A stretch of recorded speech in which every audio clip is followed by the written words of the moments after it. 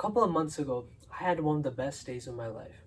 I woke up early, worked out, got my schoolwork done before school started, had a productive day of online learning, scored very high on a math team test, and filmed my first YouTube video.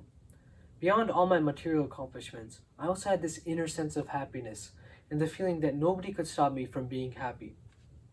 However, when I woke up the next day, things were different. I had woken up early again, but I wasn't motivated, I wasn't productive, and most importantly, I wasn't feeling that same sense of happiness within me. As I went to bed that night, two questions were running through my mind. What makes us happy? And how can we change our actions in order to ensure happiness? So for the next few days, I hunted for ways to find happiness in our lives on the internet, but nothing really seemed to click. I was getting a bunch of tips and tricks on how to temporarily boost our happiness. But what I really wanted was a lifestyle shift that would enable me to be happier for longer periods of time. I was on the verge of giving up, but one day I stumbled upon a research study from the 1980s that claimed to have the key to happiness. Intrigued, I decided to look into it to see if there was anything valuable.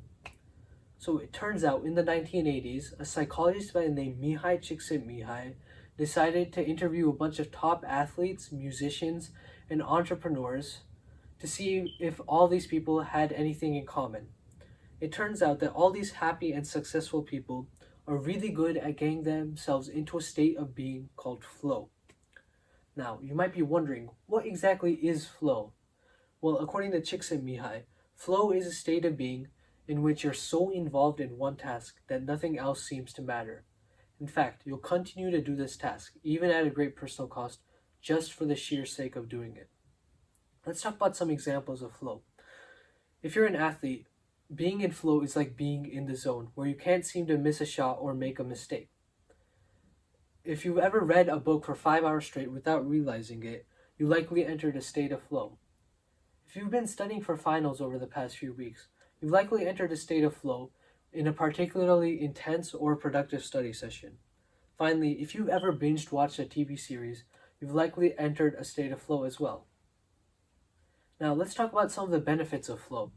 According to a study done by McKinsey and Company and the Flow Genome Project in 2012, flow has the ability to increase our productivity levels by up to 500% and our creativity levels by up to 700%. This means that we could theoretically get all of our week's work done on Monday itself while in a state of flow. Think about all the extra time that gives us to focus on things that truly matter to us. Additionally, flow has the ability to increase our happiness levels. According to Csikszentmihalyi, people who are in a state of flow are completely in the present moment, which increases their happiness levels as well. Additionally, he found that people who spend the majority of their life in flow states have increased perceived levels of happiness within their lives than people who don't spend time in flow. I've experienced all these benefits firsthand on my special day, and it turns out that I was feeling really happy because I was in a flow state for the majority of my day. By now, I hope I've convinced you of the benefits of flow, because it's time to get into how we can actually put ourselves into flow states. So there's really only two things we need to do to put ourselves into a flow state. Set the right goal and eliminate all distractions. So let's talk about the first one. Being in flow is all about maintaining focus, but it's hard to put our focus on something if we don't choose the right goal to focus our attention on. Let's take a look at a chart that will help show us how we can set the proper goals for ourselves. On the x-axis, we have our skill level, and on the y-axis, we have our perceived challenge. Now, there's three main regions for goals. On the bottom right, we have boredom, where we have a high skill level but a low challenge.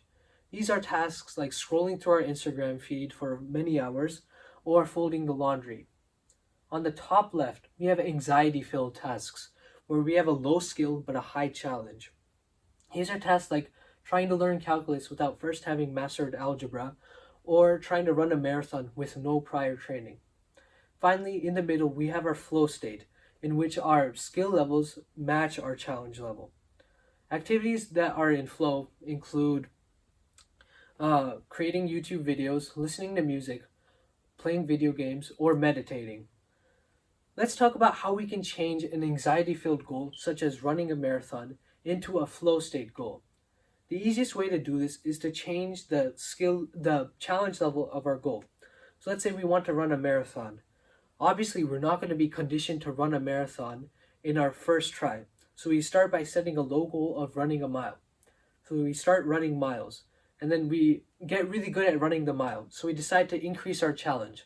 So now we start running 2 miles. We get really good at that, and then we increase it to 5 miles, running half a marathon, and finally running a full marathon. This is how we can keep our goals and ourselves within the flow state.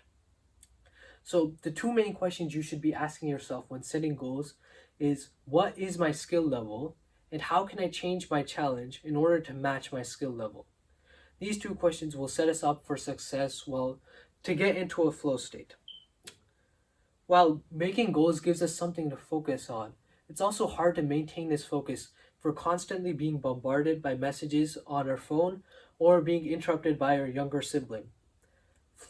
Distraction is the enemy of flow, and if we're unable to eliminate our distractions, we're going to have a very difficult time putting ourselves into a state of flow. Luckily for most of us, our biggest source of distraction is our phone, and it's really easy to eliminate this distraction. Simply turn your phone off and put it in another room. While this is a huge sacrifice for us to make, me included, it's necessary to put ourselves into flow states. It's also easy to do this once we realize that flow states are ultimately going to make us happier. So now I've told you about what flow is, how it makes us happy, and how we can put ourselves into flow states. So I challenge you to put yourself into a flow state in the coming week. While it might seem difficult at first, being in flow state is like building a muscle. The more you put yourself into flow states, the easier it gets. My final message to you: have fun, stay happy, and get into flow. Thank you.